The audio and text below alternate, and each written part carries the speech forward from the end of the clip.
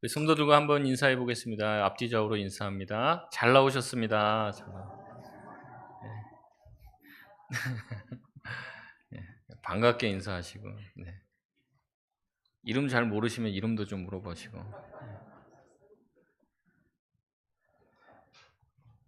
하나님의 약속을 신뢰하라는 제목으로 같이 말씀을 나누겠습니다. 오늘이 무슨 주일이죠?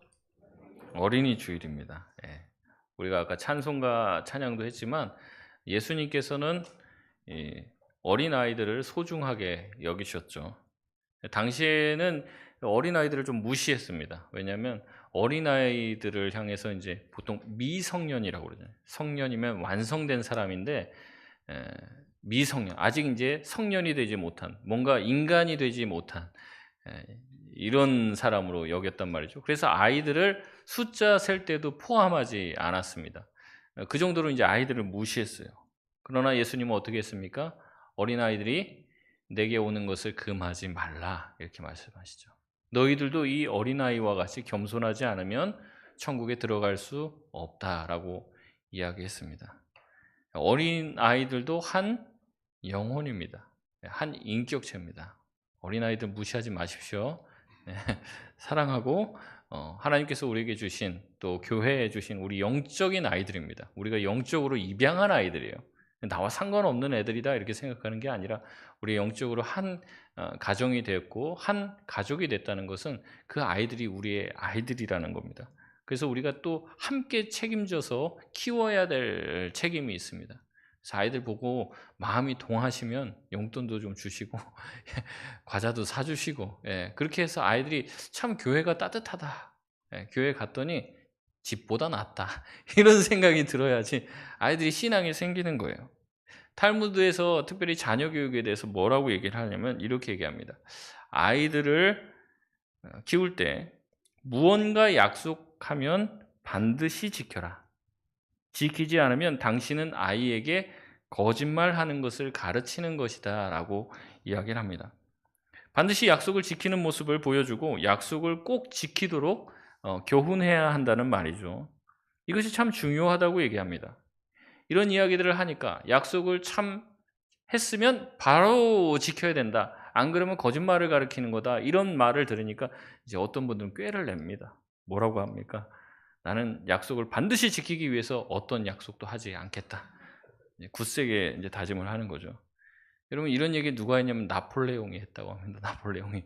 나는 약속을 어기지 않기 위해서 아무 약속도 하지 않겠다. 이런 얘기를 했다는 거죠. 여러분 모두가 약속을 지킨다는 것은 쉬운 일이 아니라는 거예요. 또한 약속을 하는 것은 굉장히 부담스러운 일이죠. 그래서 차라리 약속은 하지 않는 게 낫겠다라는 생각도 가지게 된다는 겁니다. 왜 약속을 계속 얘기하냐면 오늘 주제가 약속입니다. 특별히 하나님의 약속, 하나님의 언약에 대해서 같이 나누도록 하기 위해서 이제 약속이라는 얘기를 계속했는데요. 이 사람 간의 약속이라는 것은 참 지켜지기 어렵죠.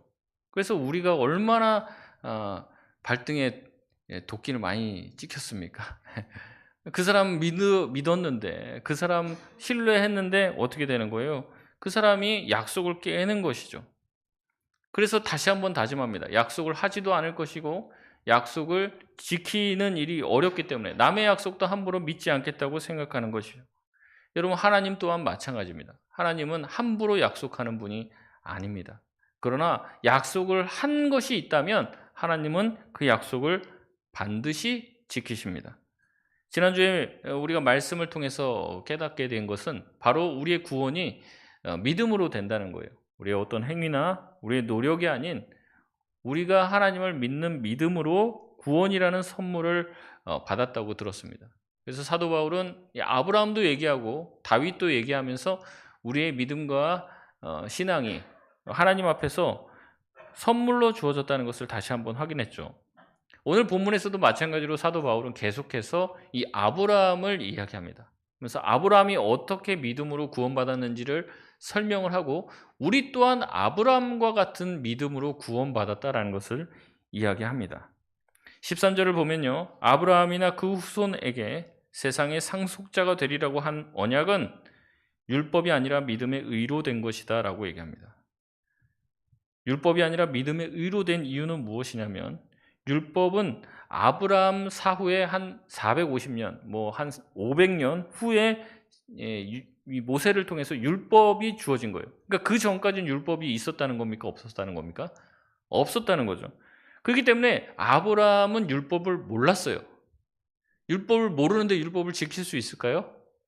없다는 거죠. 그러니까 율법을 지켜야 구원을 얻는다고 하면 아브라함은 구원 받을 수 있습니까? 없습니까? 없어요. 그런데 아브라함이 다 구원받았다고 믿는단 말이죠. 믿음의 조상이요, 구원의 조상이고 우리의 조상이라고 자랑한다는 거예요. 그럼 아브라함이 도대체 뭘 믿었냐? 아브라함은 어떻게 구원받았냐라고 얘기하면 믿음을 통해서 구원받았다는 거예요. 율법을 순종해서 구원받은 게 아니라 하나님을 믿었기 때문에 구원받았다고 얘기하는 거죠. 그러니까 이 아브라함은 누구의 조상이 되냐면 아브라함의 자손들에게 율법이 주어져서 아브라함의 자손들은 율법을 지킵니다. 그러니까 이 율법을 받았기 때문에 율법을 받은 사람, 율법을 지키는 사람들의 조상도 되고 또한 자기 스스로가 율법이 없는 상태에서 하나님을 믿음으로 구원받았기 때문에 또한 율법과 상관없이 믿음으로 구원받은 사람들의 조상도 된다는 거예요. 이해가 되십니까? 예. 구원받은 게 아브라함이 구원받은 건 믿음으로 구원받았기 때문에 믿는 자들의 조상도 되고 율법을 받은 자들의 실제적인 조상이니까 율법을 가진 자들의 조상. 다시 말해서 아브라함은 모든 믿는 자들의 조상이 된다라고 사도 바울은 얘기하는 겁니다. 그러면서 아브라함이 어떻게 됐냐? 바울은 그가 하나님의 언약, 그 약속을 믿었기 때문에 구원받았다고 말합니다. 그러면서 복잡한 얘기를 하는데요. 14절에 만약에 율법에 속한 상속자라면 믿음은 헛것이 된다는 거예요. 우리가 믿었기 때문에 구원받았다고 말해야 되는데 우리가 율법을 지켜서 구원받으면 그건 수고비로 받은 겁니다. 아, 지켰어? 그러니까 내가 월급 줄게. 하듯이 구원이 우리에게 대가로 주어진 거예요. 근데 믿음으로 주어졌다는 것은 선물이라는 거죠. 또한 율법으로 구원받게 된다라고 말하면 어떻습니까? 누구도 다 율법에 있는 모든 항목을 다 지킬 수가 없어요. 그러니까 율법을 지켜서 구원받는다고 말하면 어떻게 돼요? 이것은 결국에는 모든 사람이 다 천국에 가지 못하고 모든 사람이 다 구원을 받지 못한다는 말이 됩니다. 그래서 율법을 자꾸 강조하게 되면요. 이 율법은 15절 말씀처럼 하나님의 진노를 유발시키고 죄를 짓게 되어지는 범법만 남는다는 겁니다. 최근에도 지금 뭐 교통법이 좀 바뀌어서 차 운전할 때 우회전 이 법이 지금 헷갈린다. 근데 막 사람들한테 막 교통 딱지가 막 날라오고 그런 것 같아요. 이게 우회전도 예전에는 그냥 눈치껏 보면서 사람 없으면 이제 갔는데 이제는 그렇게 하면 안 되는 거예요. 뭐 직진 뭐 이렇게 자기 진행 방향에 신호가 어쨌을 때 여기서 일시 정지를 해야 되고 일시 정지가 1초냐 2초냐 뭐 별 얘기를 다 합니다. 그러면서 이거를 안 지키면 막 이제 딱지가 날라오는 거죠. 그 우회전 하는 법이 생기기 전에는 그냥 우회전하고 사람만 안 치면 괜찮았어요. 근데 이제는 법이 생기니까 어떻게 돼요? 범법이 생기게 된 거예요. 범법. 그 법을 어기면 범법자가 되는 거고 그 법을 어겼기 때문에 딱지가 날라오는 거죠. 그러니까 이것처럼 율법을 지켜야 된다. 율법을 자꾸 강조하게 되면 어떻게 된다는 거예요? 범죄자를 자꾸 양산하게 된다는 거죠. 그래서 율법을 자꾸 얘기하는 것은 범죄자를 양산하게 되고 하나님이 말씀하신 법을 어겼기 때문에 하나님의 진노를 촉발시킨다는 겁니다. 그렇기 때문에 결국에 우리가 구원받을 수 있는 길은 16절 말씀처럼 믿음의 방법밖에 없다고 얘기하는 겁니다. 율법에 순종함으로 구원받는 것이 아니라 그리스도를 믿는 자들을 구원하겠다고 하는 하나님의 약속, 그걸 믿는 자들이 구원받는 거예요. 그러니까 예수님을 믿는다는 건 뭐냐면 예수님을 믿는 자들을 구원하시겠다고 말씀하신 하나님의 약속을 믿는 겁니다. 이걸 축약해서 예수님을 믿는다고 하는 거예요. 그냥 예수님, 뭐 우리가 이제 다른 종교에 뭐 마호메트를 믿는다든지 뭐 석가모니를 믿는 것처럼 예수를 믿는 게 아닙니다. 예수를 믿는 자들을 하나님께서 구원하시겠다고 하신 하나님의 약속을 믿는 겁니다. 아브라함은 이 율법이 있기 전에 믿음으로 의롭다 여겨짐을 받게 됐죠. 그리고 또한 율법을 받는 사람들의 조상이 되고 또한 율법 이전에 믿음으로 구원받는 사람들의 조상이 됩니다. 그렇기 때문에 아브라함은 유대인과 이방인 모두 신자들의 조상이 된다는 것이죠. 그렇기 때문에 아브라함의 믿음을 살펴보는 것은 굉장히 중요합니다. 아브라함이 믿음으로 구원받았다고 하면 우리 또한 아브라함의 믿음이 무엇인지 살펴보고 아브라함의 믿음을 본받아야 한다는 것이죠. 첫 번째 아브라함은 어떠한 한 두 가지 정도로 살펴보려고 한대요. 첫 번째 아브라함이 가지고 있었던 믿음은 무엇이냐면 하나님이 어떠한 분이신지 늘 생각하는 믿음이었습니다. 하나님이 어떠한 분이신지를 믿는 믿음이었다는 거죠. 17절 말씀을 같이 한번 읽어보겠습니다. 17절입니다. 시작. 기록된 바 내가 너를 많은 민족의 조상으로 세웠다 하심과 같으니 그가 믿은 바 하나님은 죽은 자를 살리시며 없는 것을 있는 것으로 부르시는 이시니라. 아멘. 17절 말씀에 그가 믿는 바라고 얘기합니다. 아브라함이 뭘 믿었는지를 얘기하겠다는 거죠. 아브라함이 뭘 믿었습니까? 하나님은 죽은 자를 살리시며 없는 것을 있는 것으로 부르시는 이라는 것을 믿었다는 겁니다. 또한 21절에 보면 뭐라고 얘기하냐면 약속하신 그것을 또한 능히 이루실 분이라는 것을 믿었다는 겁니다. 여러분, 하나님은 약속만 하는 분이 아닙니다. 약속한 것을 능히 이루시는 분이라는 것을 믿으시기를 바랍니다. 여러분, 아브라함의 상황은요, 그다지 믿음이 생길 만한 상황이 아니었어요. 여러분, 아브라함의 원래 이름이 있습니다. 아브라함이 개명했습니다. 아브라함 원래 이름이 뭘까요? 아브람입니다. 아브람의 뜻은 무엇일까요? 아브라함은 잘 아는데 아브라함의 뜻은 잘 모르시죠? 오늘만 알려드리겠습니다. 잘 들으십시오. 아브라함의 뜻은요, 큰 아버지 이런 뜻이에요. 위대한 아버지. 이제 영어로 하면 이제 Great Father이라고 얘기하는데 위대한 아버지 이런 뜻이에요. 여러분, 아브라함이 가지고 있는 이름의 뜻이 위대한 아버지라고 얘기하면 누군가 묻는 거예요. 당신 이름 뭡니까? 아브라함이요. 아, 그래요? 당신 위대한 아버지라고요? 그럼 뭐라고 물어보겠습니까? 그 다음 물음이 당신 자식들 몇이나 됩니까? 당신 자식들 뭐 하고 있습니까? 이 말을 듣게 되는 거예요. 근데 아브라함이 뭐라고 해요? 제가 나이가 70인데 아직 아들이 없습니다. 이 얘기하는 거예요. 그럼 사람들이 아브라함 보고 뭐라고 하겠어요? 아유, 웃긴 사람아. 진짜 이름이 아깝네. 이름이 아까워. 이름 바꾸세요. 이름. 그 얘기 들을 거예요. 자기 이름이 위대한 아버지인데 자식이 없어요. 말에 이름이 어폐가 있는 것이죠. 사람들이 조롱하는 겁니다. 뭐하러 이름 그렇게 지었냐고. 이름 바꾸시라고. 하나님이 그 이름을 바꿔줍니다. 뭐라고 바꿔주십니까? 아브라함이라고 바꿔주십니다. 이 아브라함이라는 이름의 뜻은 더 가관입니다. 많은 무리의 아버지 이런 뜻이에요. 많은 무리의 아버지. 열국의 아버지, 열방의 아버지라는 뜻입니다. 사람들이 묻습니까? 이름 바꿨다면서요. 이름 뭡니까? 아브라함으로 바꿨어요. 자식 어떻게 돼요? 자식 아직은 없는데. 100세가 넘어서 사람을 만났습니다. 이름 뭡니까? 아브라함입니다. 아들 몇이에요? 얼마 전에 한 명 낳았습니다. 100세인데 한 명 낳았어요. 여러분, 그럼에도 뭐라고 그래요? 아브라함의 믿음이 어땠다는 거예요? 17절에 약해지지 않았다는 거예요. 약해지지 않았다. 하나님께서 어떤 분이라는 것을 고백했다는 거예요.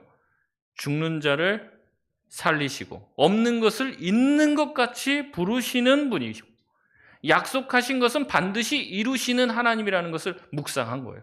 그러니까 믿음이 약해지지가 않죠. 자기의 환경을 바라보고 자기 상황을 바라보면은 이게 될 법한 얘기가 아닙니다. 근데 뭘 바라보는 거예요? 하나님을 바라보는 거예요. 하나님이라면 그 일을 하실 수 있다고 믿는 거죠. 저 여러분에게도 그런 믿음이 필요할 줄 믿습니다. 여러분, 하나님을 믿으시길 바랍니다. 하나님. 위대하신 하나님. 세상을 창조하시고 전지전능한 하나님을 믿으셔야 돼요. 자꾸 다른 거를 믿고 자꾸 다른 것만 어떻게 있으면은 내가 내 삶이 어떻게 편해지고 달라질 거라고 생각하는데 그렇지 않다는 겁니다.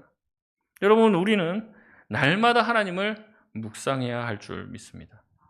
우리의 상황을 자꾸 보지 마세요. 우리 상황 보고 분석하고 물론 그것도 현실 감각을 갖는 데는 중요합니다. 근데 그 일에 그것에 이게 깊이 빠져갖고 야, 하나님도 이거는 얻지 못할 거예요. 이렇게 생각해서는 안 된다는 거죠. 여러분, 하나님은 불가능을 가능케 하시는 분이십니다. 여러분, 그것을 정말 믿으시길 바랍니다. 제가 신방 가면서요, 성도님들 말을 들으면 정말 기상천외한 이야기들이 많아요. 정말 이게 사실인가 막 싶을 정도로. 근데 이제 본인도 얘기하고 간증하면서 정말 이 자리에까지 온 것은 하나님의 은혜고 하나님이 하시지 않으면 정말 일어날 수 없다. 내 주변에 있는 사람들 다 그렇게 얘기합니다. 정말 이런 일은 정말 우리 회사에서는 여태까지 있을 수 없는 일이 일어납니다. 정말 내 인생에 정말 제 인생을 과거를 아시는 분들은 지금 저의 모습을 보면 정말 어떻게 이런 일이 벌어졌냐 이런 얘기를 합니다. 막 이런 얘기를 해요. 정말 하나님의 놀라우신 위대한 기적이죠. 근데 우리가 그런 기적을 체험했어도요. 또 오늘 어려움 만나면 어떻게 되냐면 이거 어떡하지? 이 문제 어떻게 풀어야지? 이런 생각이 자꾸 들어요. 이런 생각이. 사실은 저도 이스라엘 백성들 광야에서 생활하면서 하는 모습들을 보면 참 기가 찹니다. 기가 차. 이 사람들이 어떻게 했어요? 이 광야에 이 출애굽을 하면서 이 홍해 밑으로 들어갔잖아요. 그러니까 바다를 건너서 그 마른 땅을 건넜단 말이죠. 그 마른 땅을 건넜는데도 어떻게 돼요? 그 경험을 하고 나서도 먹을 것이 없고 부족하니까 어떻게 됩니까? 그거 가지고 이제 불평을 하는 거예요. 네. 네, 감사합니다. 연락이 또 많이 오시네요. 그리고 어떻게 합니까? 날마다 아침마다 하늘에서 만나가 내리는데 어떻게 합니까? 그 만나를 먹으면서도 하나님한테 불평하는 거예요. 그 만나가 매일 내리니까 그냥 내리는 줄 알아요, 자동으로. 그 광야에서 사는데, 광야 저도 가보진 않았습니다. 사막입니다. 그러면 낮에는 엄청난 떼약볕이 막 내리칠 거고 밤에는 또 춥단 말이에요. 근데 하나님이 뭘로 보호해 주셨습니까? 구름 기둥과 불 기둥. 그게 지금 있는 거예요, 지금. 구름 기둥과 불 기둥이 꺼져 있는 게 아닙니다. 지금 불평하고 원망하고 하는데도 구름 기둥과 불 기둥이 여전히 있어요, 거기에. 근데 그게 그냥 거기 있는 겁니까? 하나님이 초자연적인 역사로 그 구름 기둥과 불 기둥으로 따뜻하게 해주시고 또 시원하게 해주시고 하는 거예요, 지금. 지금 그게 있는데도 하나님의 존재에 대해서 불평하고 원망하고 있는 거예요, 이스라엘 백성들. 막 반석에서 물이 나오고 이런 체험, 우리는 그러죠. 이런 거 하나만 체험했어도 내가 평생 하나님께 충성할 텐데. 근데 아닌 거예요. 이런 체험했어도 또 어려움이 생기면 또 어떡합니까? 또 원망하고 불평하는 것이죠. 여러분, 그렇기 때문에 우리는요, 우리의 이 영적 기억력은요, 오래 가지가 않아요. 그래서 매일매일 은혜가 필요합니다. 매일매일 하나님의 본질을, 하나님의 속성을, 하나님의 성품을 날마다 묵상해야 돼요. 그래, 나와 함께 하시는 하나님 전능하신 분이시지. 나와 함께 하시는 하나님 위대한 일을 하실 수 있는 분이지. 우리가 그것을 매일매일 기억하고 매일매일 기도하지 않으면요, 금방금방 잊어버려요. 그래서 또 원망하고 불평하고 또 우리가 좌절하게 된다는 겁니다. 두 번째, 아브라함의 믿음은 어떤 믿음이었냐면요, 하나님의 말씀을 믿었어요. 하나님의 말씀. 하나님의 약속을 믿었습니다. 이게 약간 차이가 있습니다. 하나님을 믿는 거랑요, 하나님의 말씀을 믿는 거랑은 조금 다르다는 거죠. 그가 어떻게 하나님의 말씀을 믿었습니까? 19절의 말씀입니다. 같이 읽겠습니다. 시작. 그가 100세나 되어 자기 몸이 죽은 것 같고 사라의 태가 죽은 것 같음을 알고도 믿음이 약하여지지 아니하고. 아멘. 100세가 되어서 자기 몸이 죽은 것 같은 상황을 알고 있었습니다. 그러니까 모르는 게 아니에요. 바보 같은 게 아니고 무슨 비이성적인 게 아닙니다. 사라의 태가 죽은 것 같음을 알고 있었습니다. 그럼에도 믿음이 약해지지 않은 거예요. 하나님이 너와 사라의 몸을 통해서 반드시 내가 자녀를 출생시키게 하시겠다고 하신 하나님의 약속을 믿은 것이죠. 그래서 믿음이 약해지지 않은 것입니다. 상황 때문에 하나님의 약속을 의심하지 않은 거예요. 그렇기 때문에 성도들은 항상 이 하나님의 말씀을 믿고 믿음으로 행해야 합니다. 고린도후서 5장 7절에 이렇게 말씀합니다. 우리 다 같이 한번 읽어보겠습니다. 시작. 이는 우리가 믿음으로 행하고 보는 것으로 행하지 아니함이로라. 아멘. 우리는 어때요? 믿음으로 행하고 보는 것으로 행하지 아니한 거예요. 내 눈에 보이는 것대로 행하는 것이 아니죠. 성도는 반드시 믿음으로 행하는 거예요.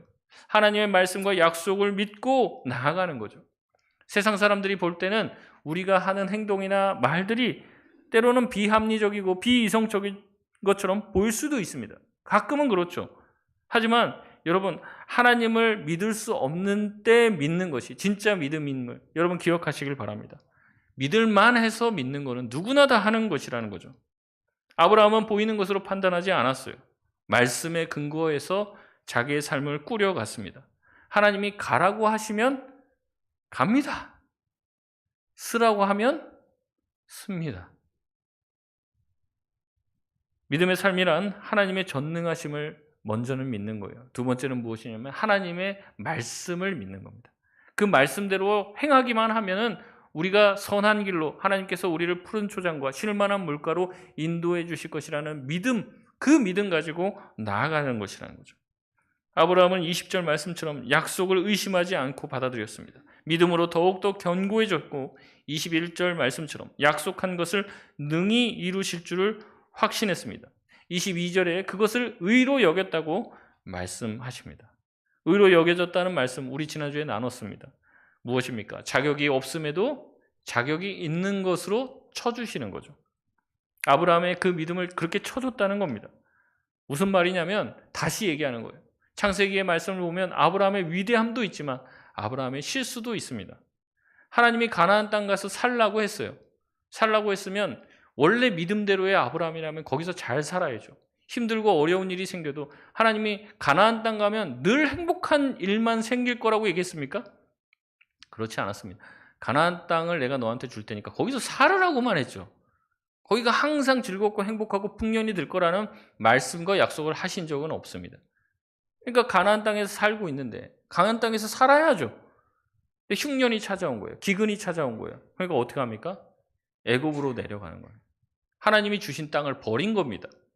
애굽으로 갔더니 자기 아내 때문에 자기가 죽을 것 같거든요. 그러니까 먼저 자기 아내를 팔아버리고 거기서 어떻게 보면 잘 살아보려고 하는 그 이제 정말 어떤 한 아내의 남편이라고는 할 수 없는, 인간적으로도 그렇게 할 수 없는 짓을 하는 거죠. 근데 하나님이 거기서 경고하고 다시 올려보냅니다. 그래서 다시 가나안 땅으로 들어가요. 그러면 다음번에는 그러면 안 되잖아요. 다음번에는 20장으로 넘어가면 또 그럽니다. 또 기근이 찾아와요. 그러니까 이번에는 야, 지난번에 애굽 땅 갔는데 거기서는 별로, 이게 애굽 땅만 안 가면 된다 이렇게 생각했던 것 같아요. 애굽 땅은. 그래서 그랄 땅으로 내려갑니다. 그래서 거기에서 아비멜렉에게 자기 아내를 또 누이로 팝니다. 이런 짓을 하는 것이 아브라함인 거예요. 하나님의 약속을 수시로 의심하고 수시로 넘어집니다. 하나님의 말씀을 끝까지 붙들지 못하고, 이 아브라함의 모습을 창세기에서 보면요, 그의 순종이 정말로 믿음의 조상이라고 할 법한가라는 생각을 자꾸 보여준다는 거죠. 순종이 완전하지 못해요. 불완전합니다. 하나님을 향한 신뢰도 왔다 갔다 합니다. 환경에 휘둘리고 또한 어떤 상황에 어려움이 생기면 지레 겁을 먹고 도망치기도 합니다. 그러나 아브라함의 믿음이 대단한 것은 무엇이냐면 그럼에도 불구하고 다시 하나님이 말씀하실 때 깨닫고 주의 말씀을 다시 붙잡는 거예요. 다시 붙잡는 거예요. 다시 하나님을 생각하고 다시 하나님을 신뢰한 것입니다. 그래서 실수하고 넘어질 때마다 다시 깨닫는 거예요. 그때마다 깨닫는 거예요. 아, 이거 내 생각과 내 힘으로 하는 것이 아니구나. 내 인생의 유일한 희망, 그것은 하나님의 약속을 믿고 하나님을 신뢰하며 살아가는 것이구나. 이것밖에 없구나라는 것을 깨닫게 되는 거예요. 여러분, 인생 오래 사신 분들이 다 하시는 말씀이 이 말씀 아니고요. 내 힘으로 해보려고 했더니 결국에는 하나님이 하셔야 되고 하나님밖에 우리가 붙들 것이 없다는 것을 깨닫게 되는 것이죠. 아브라함의 이 믿음을 하나님께서 의로 여겨주신 것입니다. 그렇기 때문에 우리는 우리의 실패와 좌절에도 불구하고 이 믿음의 길을 가야 됩니다. 다시 하나님의 말씀을 붙들어야 되고 다시 하나님을 신뢰하는 길을 가야 한다는 거죠. 그래서 하나님의 약속의 말씀을 늘 기억하고 주님의 약속의 말씀을 다시 한번 붙드는 노력을 해야 한다는 것이죠. 여러분, 우리의 믿음의 삶도 마찬가지입니다. 때로는 완전하지 않을 수 있어요. 내가 하나님을 한번 믿었다고 해서 끝까지 그 믿음대로 가는 것이 아니더라고요. 때로는 뭔가 골짜기 같은 곳에 내려갈 수도 있습니다. 그럼에도 어떻게 합니까? 다시 하나님을 기억해내고 다시 하나님을 붙드는 거예요. 그래서 아브라함의 삶이 보면요, 올라갔다 내려갔다 막 이 반복하거든요. 근데 이 반복하는 폭이 점점 좁아집니다. 그래서 점점 상승해요. 그래서 나중에 최고봉에 딱 도달했을 때 아브라함 최고의 순종인 자기 아들 이삭을 하나님의 말씀 한마디에 드릴 생각을 하게 되는 거죠. 전혀 주저하지 않고 그 말씀에 순종하려고 합니다. 아, 하나님께서 드리라고 하니까 하나님의 무슨 뜻이 있을 거야. 하나님을 완전하게 신뢰를 합니다. 무슨 일이라도 하나님의 말씀이고 명령이라면 반드시 선한 것이라고 믿고 의지하게 되는 상태에 이르게 되는 것이죠. 그렇기 때문에 저희들의 믿음을 자꾸 아브라함의 그 아들을 바치는 그 믿음과 비교하지 마시고, 여러분 실패하고 넘어질 때 아브라함, 이런 모습의 아브라함도 하나님께서 저렇게 위대하게 쓰신다고 하시면 나같이 실패하고 또 하나님의 말씀을 자꾸만 의심하는 나도 하나님이 반드시 믿음의 조상 아브라함처럼 위대한 믿음의 사람이 되게 하실 거라는 그런 약속과 소망을 품을 수 있는 저와 여러분 되시길 바랍니다. 예, 그렇게 하나님은 하나님의 약속을 반드시 이루시는 분이에요. 근데 이렇게 말씀을 나누다 보니까 이제 제가 또 이 말씀을 준비하면서 연구를 하다 보니까 이 하나님의 약속, 그리고 하나님은 그 약속을 이루시는 분이다라는 것을 말씀을 드리니까 이게 제가 이해한 하나님의 약속과 여러분이 생각하는 하나님의 약속이 좀 다를 수도 있겠다, 이런 생각을 하게 됐습니다. 이 하나님의 약속, 여러분에게 하신 하나님의 약속은 무엇입니까? 이제 각자가 좀 대답해 보시죠. 여러분에게 하신 하나님의 약속은 무엇입니까? 그러니까 우리가 그 약속을 생각하면서 자꾸 성경에 있는 내용과 자꾸 대치를 시키는 거예요. 여러분, 어떤 사람은요, 하나님의 약속이라고 하면 내가 기도할 때 뭔가 내 안에 든 확신이라고 생각합니다. 내가 기도를 했더니 정말 하나님이 나한테 이걸 주시겠다고 한 것 같은 느낌이 막 드는 거예요. 그러면 내가 그거 하나님이 나에게 주신 약속이라고 덥석 그렇게 생각합니다. 그래서 자기가 이것을 하나님의 약속이라고 굳게 믿고 열심히 기도해요. 근데 그게 안 된단 말이죠. 그러니까 또 실망하고 좌절하는 거예요.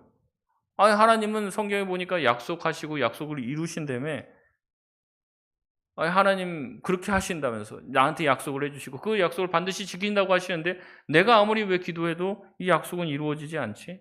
이런 생각들을 하게 된다는 거죠. 여러분, 근데 성경을 보면요, 성경에서 말하는 하나님의 약속이란 말들, 하나님의 언약이라는 말들은요, 우리가 생각하는 우리의 마음의 소원이나 욕망과는 거의 상관이 없습니다. 하나님의 약속이라고 성경에서 쓰여지는 이 단어는요, 고유명사처럼 쓰여요. 고유명사. 그러니까 분명히 무언가 하나를 지목하고 있다는 거죠. 그래서 하나님의 약속은 너에게 주신 어떤 꿈과 소망을 내가 이룰 거야, 너의 불가능한 그것들 내가 기도하면 들어줄 거야, 이런 내용이 아니더라고요. 제가 이 말씀을 보니까요, 이 말씀을 연구해 보니까 그게 아니라 하나님의 약속은 뭔가 하나를 딱 지목하고 있어요. 하나님의 약속은 딱 그겁니다. 그리고 그걸 반드시 이루시겠다고 말씀하신 거지, 우리가 기도할 때 우리 마음에 드는 어떠한 생각들을 그걸 실현시켜 주겠다는 말이 아닌 거예요. 제가 이 말을 할까 말까, 이 말을 하면 이제 약간 김이 빠질 것 같은데 여러분이 마음에 든 그 생각, 하나님이 약속해 주신 겁니다, 반드시 이룰 줄 믿습니다, 뭐 이래야지 은혜 받을 것 같은데 이게 하나님의 말씀이에요. 갈라디아서 3장 15절에서 18절 말씀을 보면 하나님의 언약이 무엇인지, 하나님이 우리에게 하신 약속이 무엇인지를 명확하게 말씀하고 있습니다. 제가 읽어드리겠습니다. 형제들아, 내가 사람의 예대로 말하노니 사람의 언약이라도 정한 후에는 아무도 패하거나 더하거나 하지 못하느니라. 이 사람의 언약이라도 정해져 있다는 거죠. 쉽게 패하거나 더하거나 이렇게 하지 못하는 거예요. 사람의 언약이라도. 하물며 하나님이면 말할 것도 없다는 거죠. 16절에 이 약속들은 아브라함과 그 자손에게 말씀하신 것인데, 잘 들으십시오. 여럿을 가리켜 그 자손들이라 하지 아니하고 오직 한 사람을 가리켜 내 자손이라 하셨으니 곧 그리스도라. 이 약속들은 곧 그리스도다, 이렇게 정확하게 얘기하고 있다는 거죠. 17절, 내가 이것을 말하노니 하나님께서 미리 정하신 언약, 430년 후에 생긴 율법이 폐기하지 못하고 그 약속을 헛되게 하지 못하는 것이 뭐냐면 이 바로 그리스도를 보내주시겠다는 약속이라는 거죠. 18절에 만일 그 유업이 율법에서 난 것이면 약속에서 난 것이 아니리라. 그러나 하나님이 약속으로 말미암아 아브라함에게 주신 것이라. 여러분, 아브라함에게 주시겠다는 것은요, 단순히 아들 주시겠다는 게 아니에요. 무슨 약속이냐면 아브라함을 통해서 누구를 보내시겠다는 거예요? 예수님을 보내시겠다는 거예요. 이게 하나님의 약속이고 하나님의 언약이라고 얘기를 합니다. 사도 바울이 이것을 줄기차게 얘기하고 있는 거예요. 하나님은 어떠한 우리 마음에 드는 소원들, 뭔가 기도할 때 하나님이 나를 이번에 뭐가 당첨되게 하실 것 같아, 막 열심히 기도했어요. 근데 불발됐습니다. 하나님 뭐 이게 나한테 어떻게 된 거야? 이런 생각을 할 수 있죠. 근데 그게 하나님의 약속이 아니라는 거예요. 성경에서 하나님의 약속은 항상 뭐와 연결되어 있냐면 예수 그리스도와 연결이 되어 있는 겁니다. 하나님께서 약속하신 것은 무엇이냐면 아브라함을 통해서 예수 그리스도를 이 땅에 보내시겠다는 약속. 그래서 하나님의 약속은 항상 구속사와 연결이 되어 있어요. 구속사. 생명을 살리고 하나님의 백성들을 천국에 보내는 일과 관련이 되어 있다는 거죠. 그런데 마치 자신의 꿈을 하나님의 약속인 줄 우리가 착각하고 하나님께서 나에게 약속해 주셨으니 그것을 자꾸 이뤄내라고 하나님께 요구하는 것은 잘못된 일이 될 수 있다는 거죠. 그러니까 그 기도를 계속하다 보면 그게 안 되잖아요. 하나님 나한테 왜 이러십니까? 왜 나한테 희망 고문하십니까? 된다면서요. 이러는 거죠. 근데 또 그런 기도 하다가 어떤 분들은 또 됩니다. 또 간증하고 다니는 거죠. 내가 이런 꿈을 꿨는데 정말 하나님이 주신 약속이 이루어지더라. 간증하면 또 난리 납니다. 또 나도 그 간증대로 해봐야지. 그러면서 막 요셉의 꿈, 성경에 있는 거 쫙 갖다 붙입니다. 어떤 분은 요셉의 꿈을 자꾸 자기의 꿈도 제가 들어봤을 땐 개꿈인 것 같은데 이제 그거를 진짜 자기 하나님이 주신 꿈이라고 막 붙들고 막 해요. 근데 여러분 요셉이 총리가 된 거는요. 하나님이 그런 요셉을 불쌍한 요셉, 형들한테 미움받은 요셉, 그 사람 내가 총리 만들어준 그 스토리가 아닙니다. 철저하게 요셉을 하나님이 총리 만드신 이유는 이 야곱의 가족들을 구원하시기 위한 하나님의 구속사의 한 줄기와 길가에 놓여 있는 거예요. 요셉이 고백합니다. 뭐라고 얘기합니까? 형들을 만났을 때 형들이 나를 판 게 아니라 당신들을 구원하시려고 하나님이 나를 먼저 이곳에 보내주셨다고 얘기합니다. 그러니까 요셉이 정확하게 구속사적 시각을 가지고 있는 거예요. 구원을 위해서 하나님이 나를 먼저 보내시고 총리를 세우신 것이지 인생 역전시켜갖고 나한테 해코지한 사람 마지막에 복수하게 해주겠다? 그런 스토리가 아니라는 겁니다. 요셉이 어렸을 때 꿈을 하나님이 잊지 않고 반드시 성취해준다 그 얘기도 아니에요. 여러분 꿈 꾸고 싶으면 마음대로 꿈이 꿔집니까? 저는 꿈 못 꾼 지 지금 한 몇 년 된 거 너무 피곤해서 머리만 대면 자고 그냥 꿈도 지금 안 꾼 지가 너무 오래됐는데 그게 아니라는 거죠. 하나님이 야곱의 가족들을 구원하시려고 요셉을 먼저 보내셨다라고 말합니다. 하나님께서 이 야곱의 가족들 요셉을 먼저 보내시고 그런 구원의 스토리를 왜 이어나가십니까? 그 구원의 스토리를 통해서 누가 오게 하시려고요? 예수 그리스도를 보내시기 위해서 그 일을 하셨다는 거죠. 그렇기 때문에 모든 일들은 모든 꿈과 소망들은 다 예수 그리스도를 향해서 집중이 되어 있는 거예요. 하나님의 모든 약속은 예수 그리스도를 가리킨다는 거죠. 근데도 신학교 가면 어떤 사람들이 있냐면 제가 같이 가서 있어 보니까 왜 왔냐? 하나님이 나로 하여금 1000명 목회해 주겠다. 나는 2000명인데 나는 10,000명이라고 들었는데 이러고 있는 거예요. 제가 장담합니다. 하나님이 그런 얘기 한 적 없을 겁니다. 본인이 그렇게 생각하는 거죠. 본인이. 여러분 근데 이것을 목사님들이 진짜 진심으로 받아들이면요. 하나님의 약속이라고 진심으로 받아들이면요. 평생 이 기도하다가 끝나는 겁니다. 이 기도하면서 막 그런 거예요. 하나님 1000명 나한테 목회 시켜준다고 했는데 왜 안 됩니까? 막 기도하다 보니까 하나님 말씀이 막 들려요. 그 성도가 전도를 안 해서 그렇다. 교회에 이런 문제가 있어서 그렇다. 저런 문제가 있어서. 그러니까 이제 목사님이 화가 나는 겁니다. 이게 문제고 저게 문제고. 하나님은 나한테 1000명 붙여준다고 했는데 이것도 안 되고 저것도 안 되고 이 사람이 여기서 해고제하고 저기서 회방하니까 교회가 이렇게 되네. 그래서 부흥을 안 하네. 하나님은 나한테 주시겠다고 하시는데 이렇게 되네. 자꾸 불평과 불만을 하는 거예요. 여러분 하나님께서 우리 교회를 향한 꿈과 소원이 무엇일까요? 대형교회 되는 걸까요? 아닐 겁니다. 근데 우리 마음에 은근히 그게 있고 그것이 하나님의 꿈이고 소망이고 약속인 줄 착각한다는 거예요.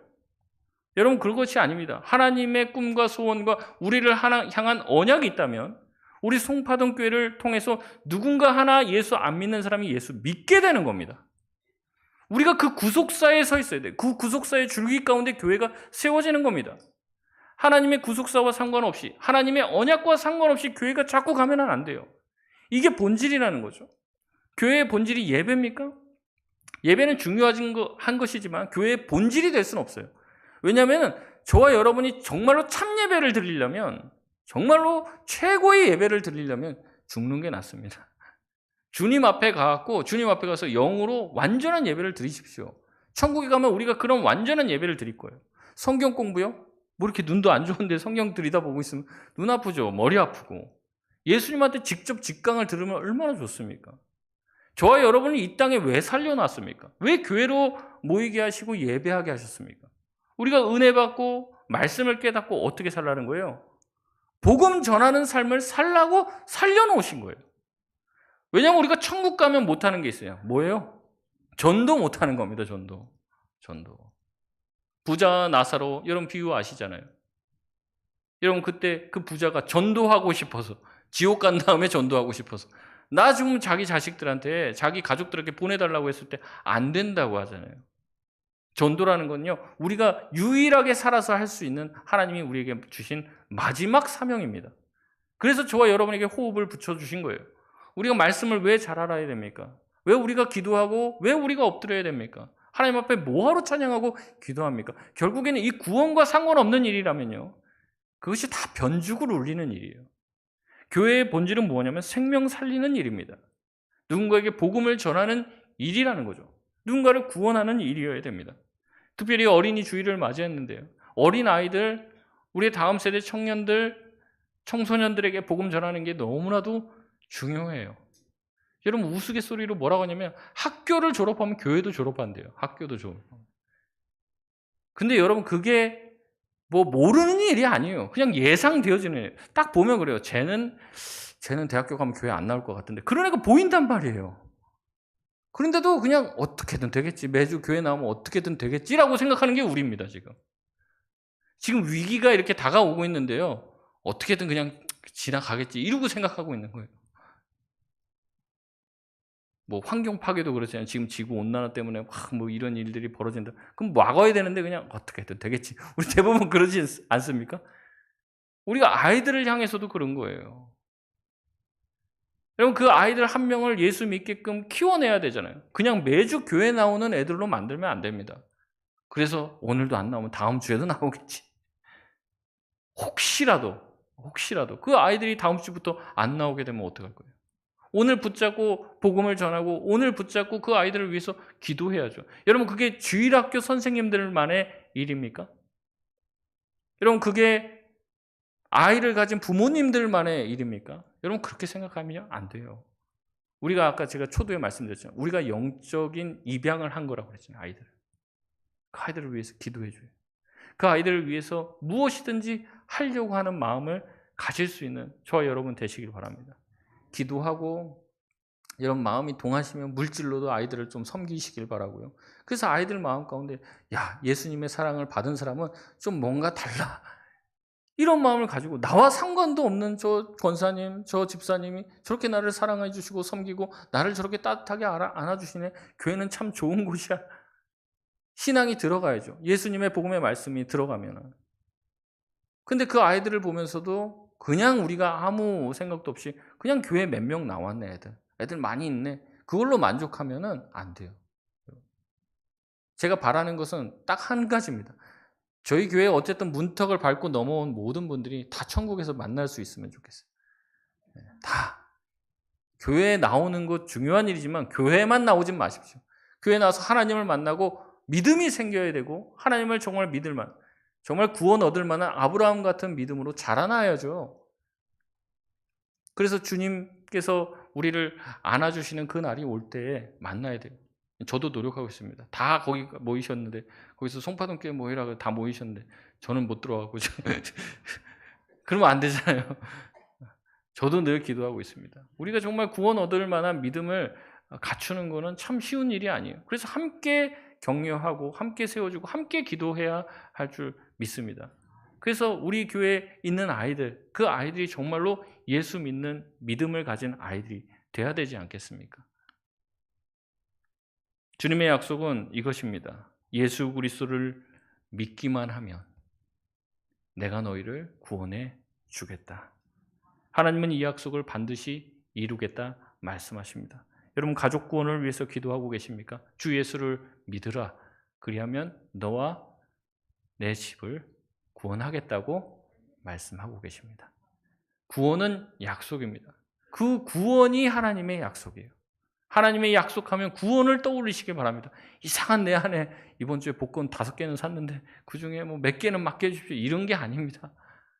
그런 어떤 세상적인 게 아니라 하나님의 말씀과 언약은 항상 이 영혼 구원에 있다는 것을 여러분 기억하시길 바랍니다. 말씀을 맺겠습니다. 믿음의 삶은 다 완벽하지 않아요. 믿었다고 해서 우리가 항상 믿음대로 행동하는 것은 아닙니다. 수많은 실패와 좌절을 겪을 수 있어요. 수없이 의심할 수 있습니다. 수없이 넘어질 수 있습니다. 하지만 이 과정을 통해서 우리는 정말 하나님밖에 믿을 사람이 없다는 것을 깨닫게 될 것이에요. 예수 그리스도밖에 의지할 것이 없다는 것을 깨닫게 되면서 우리의 신앙과 믿음은 더욱더 견고해져 결국에 하나님이 우리를 구원하시겠다고 하신 그 구원의 열망과 소원이 반드시 이루어질 줄 믿습니다. 그렇기 때문에 그 신실하신 하나님, 오늘도 우리를 구원하기를 원하시는 그 주님 앞에 주님이 어떠한 분이신지 묵상하시고 주님의 약속을 묵상하시며 살아갈 수 있는 저와 여러분 되시길 바랍니다. 우리 시간 찬양하고 기도하겠습니다.